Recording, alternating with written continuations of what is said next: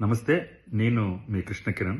ఈరోజు తెలంగాణలో ఒక ఆందోళనకరమైనటువంటి పరిస్థితి ఒకటి ఉంది. 2025లో సుమారుగా 732 మంది ప్రాణాలని కాపాడటం జరిగింది ఆర్గాన్ ట్రాన్స్ప్లాంట్ల వల్ల. కానీ ఈ సంవత్సరం సుమారుగా 4800 నుంచి 5000 మంది వరకు అవయవాల కోసం ఎదురు చూస్తున్నారు. వాళ్ళలో ఎక్కువగా మనకి కిడ్నీలు 287 మంది, లివరు 183 మంది, కళ్ళు 140 మంది, హార్ట్ 30 మంది. ఈ డిమాండ్ ఆల్రెడీ ఉంది. ఇది కాకుండా ఇంకా పెరుగుతూనే ఉంది. నిపుణులు ఏం చెప్తున్నారంటే అసలు పెద్ద సమస్య ఏంటంటే వాళ్ళకి ఆ బ్రెయిన్ డెత్ని సరిగ్గా ఐడెంటిఫై చేయలేకపోవటమే పెద్ద సమస్య కింద చెప్తున్నారు.